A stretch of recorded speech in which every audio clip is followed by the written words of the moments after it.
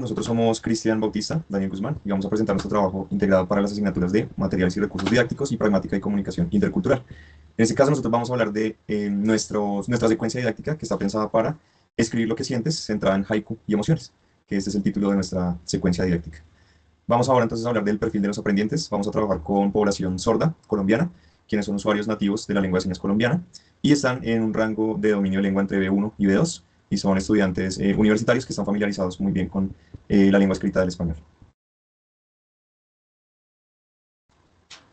Bien, en cuanto a los objetivos, pues hemos planteado tres: uno comunicativo, uno sociocultural y uno pragmalingüístico. En el comunicativo, pues básicamente buscamos que se puedan comprender las funciones de los signos de puntuación, en este caso a partir de textos literarios, con una función que vamos a complementar desde lo sociocultural y lo pragmalingüístico. Desde lo sociocultural, pues tenemos que se puedan comprender las diferencias entre la forma de ver el mundo de los japoneses y los latinoamericanos a partir de manifestaciones literarias como el haiku. Desde lo pragmalingüístico tenemos cómo los aprendientes hacen uso e indican mediante los signos de puntuación emociones como sorpresa, admiración, pesar, sarcasmo, entre otros.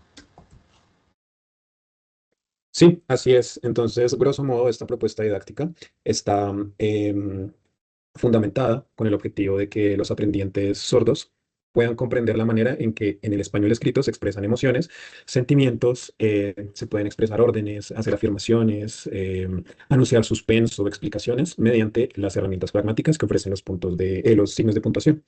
Nos pareció pertinente acercar a los estudiantes sordos a la literatura y a este tipo de temas que resultan complicados para ellos por precisamente la forma en que funciona la lengua de señas, a través del haiku, por su riqueza visual, por su sencillez, a nivel gramático sobre todo, y además nos pareció una oportunidad muy pertinente para compartir esa parte sociocultural entre la forma de entender las emociones y la realidad entre los japoneses y los hispanoparlantes. Esta actividad está diseñada con un amplio uso de imágenes precisamente para em, promover la atención de los estudiantes sordos de acuerdo a sus fortalezas cognitivas. Bueno, antes de que Cristian pueda continuar con, pues, también ya con la presentación de la secuencia didáctica, tenemos que mencionar algo importante y es que, claro, dentro de esta población que tenemos, viviendo que son pues ya aprendientes que están en un nivel B1 y B2, pues tienen un amplio bagaje dentro de la lengua escrita española, tienen un conocimiento también profundo de las categorías gramaticales, lo cual se va a ver reflejado en el código, en la clave de color que ellos van a poder manejar. Pero adicional, y aunque no lo mencionamos acá puntualmente, pues también tienen un conocimiento previo de recursos literarios, tales como metáfora, hipérbole, personificación, que también van a poder aplicar en esta secuencia didáctica. Pasamos entonces así a la propuesta didáctica propiamente, y en este caso vamos a contar con cuatro momentos.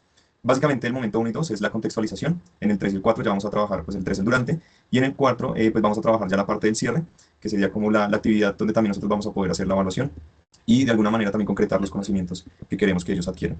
En la primera pues tenemos Veamos Poesía, donde vamos a centrarnos también en algunas preguntas puntuales, ¿sí? Como qué tan familiarizados están con la poesía, si les gusta escribir y si tienen de pronto también algún conocimiento sobre poetas sordos. Vamos ya también a escuchar a Cristian con más detalle frente a algunas de las actividades o propuestas que nosotros tenemos en esta secuencia didáctica. Sí, justamente esta primera parte de contextualización nos parece importante, sobre todo en el contexto de las personas sordas, porque es fundamental aprovechar este tipo de secuencias didácticas para promover la apreciación literaria y el conocimiento de los mismos poetas que pueden venir de la comunidad sorda. Nos parece importante hacer este tipo de contextualizaciones también en el marco de una población que puede a veces sentirse un poco relegada por las producciones literarias en el español escrito, y nos parece muy enriquecedor que podamos comenzar esta unidad didáctica preguntándoles a los aprendientes por poesía hecha por sordos y para sordos. Justamente una de nuestras actividades de contextualización es mostrarle a los aprendientes ejemplos de cómo sí existen poetas sordos y cuál es la particularidad de este tipo uso de la lengua, ¿no? Entonces, vamos a hablar sobre qué es la poesía, si tienen algún poeta favorito, algún poema favorito. Vamos a discutir sobre los poemas de estas personas sordas para finalmente dar paso al tema que es el haiku, ¿no? Y las emociones. Acá vamos a explicar muy concretamente de qué se trata el haiku, cuáles son sus particularidades, de dónde viene, cómo se puede escribir, em, cuáles son las particularidades y las motivaciones que dieron origen a este tipo de poesía, cuál es su estilo, cómo hizo diferencia entre lo occidental y lo oriental en términos de poesía. Eh, y finalmente terminaremos esta parte de contextualización haciendo un ejercicio de apreciación literaria con creo que es uno de los haikus más famosos que existen, de Basho. Lo que aporta el haiku a este tipo de evaluaciones es que los haikus son por lo general, imágenes en palabras, entonces son como una fotografía de un instante. Entonces, todos los haikus que vamos a mostrar están apoyados siempre con componente visual. Y justamente haremos la introducción con este poema de Basho, uno de los poetas más conocidos del haiku, eh, haciendo uso de un grabado japonés que precisamente representa el haiku de Basho en el siglo XVI.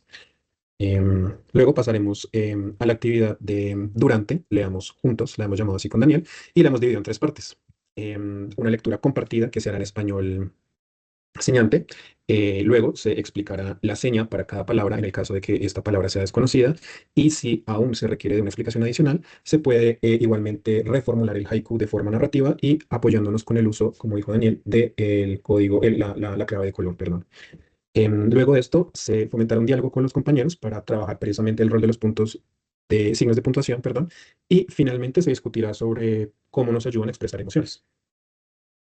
Em, Aquí, por ejemplo, vamos a hablar de este haiku. Siempre todos están acompañados de su componente visual. Eh, es importante que se resalten los temas que vamos a trabajar, en este caso los puntos suspensivos. Como expliqué al principio, se va a hacer una lectura en español señado de las palabras que de pronto no conozcan. Luego se va a reconfirmar con la seña de esa palabra. Y vamos a generar este tipo de discusiones, Daniel. Sí, en este caso, pues para resaltar también hay una cosa fundamental que ha mencionado reiteradamente Cristian, y es la cuestión del trabajo con las imágenes y el aspecto visual. Esto tiene que ver también con una cuestión multimodal, en el sentido de que no solo se interpretan los textos como lo escrito, sino también como, en este caso, también atendiendo a la población, pues tenemos una compañía bastante persistente de las imágenes, que no solo ilustran lo que está sucediendo, sino que también pues son un recurso, una estrategia importante para esta población sorda. Por otro lado, es también mencionar que la literatura se hace en este caso un pretexto, ya no tanto para hacer un análisis literario profundo, porque pues no es la intención, sino más buscando que se puedan, desde lo escrito, reconocer algunos recursos que sirven para justamente expresar emociones, sentimientos. Y lo que tenemos acá en los haikus, que ya nos ha ido presentando Cristian, pues vamos a trabajar 5, o lo que se trabajaría serían 5 haikus, dentro de los cuales, claro, se presenta el texto, se trata también de resaltar con la imagen y con algún color distinto el signo que queremos que, en el cual ellos se centren, y a partir de allí se despliegan una serie de preguntas, como qué asombra al poeta, qué función propiamente cumplen los signos de puntuación, de pronto si se pueden también reemplazar, y quizás en el fondo sí un poco de apreciación literaria, también buscando pues cuál es la intención comunicativa, un poco relacionado también con lo pragma lingüístico, ¿no? Y es que se busca con el lenguaje y de alguna manera también relacionado un poco con los actos de habla. Sí, justamente como Daniel lo acaba de explicar, dentro de estos 5 poemas que hemos escogido, tratamos de que cada uno trabajara un signo de puntuación en concreto. En este caso, escogimos para este poema número 2 los puntos suspensivos. Para este se escogió los signos de exclamación. Por ejemplo, en este se va a trabajar las comillas, en este último los 2 puntos. Y paralelo a la explicación pragmática, perdón, comunicativa y pragmática, también vamos a trabajar lo sociocultural, tratando de vincular esas dos formas de expresar las emociones desde el lado japonés y desde el lado latinoamericano. Por ejemplo, con este tipo de preguntas que interpelan a los estudiantes y que generan una discusión sociocultural enriquecedora. Este es otro de los ejercicios en el cual le pedimos a los estudiantes que con base en el poema traten de escoger cuál es la emoción que más se ajusta según la descripción del poema. Esa es básicamente la segunda parte de trabajo durante la unidad y finalmente Daniel va a explicar la parte del post y la autoevaluación. Bueno, para esta parte final, pues ya pasamos a un ejercicio de producción, en donde ya con todo lo que los aprendientes han recogido, pasan a la hora de escribir, y es la creación de su propio haiku. La idea es que, como se había dicho previamente, pues ellos exploren también lo que ya conocen previamente, recursos literarios, que los puedan incorporar a esa creación del haiku, que los signos de puntuación estén relacionados también con la expresión de una emoción, si van a ser puntos suspensivos, si van a ser signos de admiración, entre otros. Y algo que tiene particular también los haikus es que dentro de la sencillez buscan también la conexión con la naturaleza. Entonces son sobre elementos o cosas que llaman la atención de la realidad que nos rodea pues frecuentemente. Luego de esto, ya en un ejercicio de autoevaluación, pues la idea es compartir con el grupo, con la clase, los haikus creados, para que también se pueda discutir un poco sobre ellos, e incluso pedirle a los compañeros que puedan crear una imagen para ese haiku, porque como bien lo mostraba Cristian en los ejemplos, pues el haiku normalmente viene acompañado por una imagen. Entonces es la parte escrita, pero también la parte visual, que reiteramos muchas, muchas veces, y es un componente sumamente importante para la población sorda en este caso. Sí, así es. Y como también decía Daniel, la idea de que escriban haiku sobre la naturaleza es una oportunidad también para desarrollar todas esas habilidades cognitivas que tienen los aprendientes sordos en términos del tacto, de lo visual, de lo experiencial, a través de la literatura. Y finalmente esta actividad de autoevaluación es un poco muy similar a cómo se leen los haikus o los poemas en comunidad, en mesa redonda, cada uno expone su poema y finalmente nos parece una actividad que en términos de evaluación debe ser conjunta y venir de los mismos aprendientes. Muchas gracias y esta fue nuestra presentación. Gracias.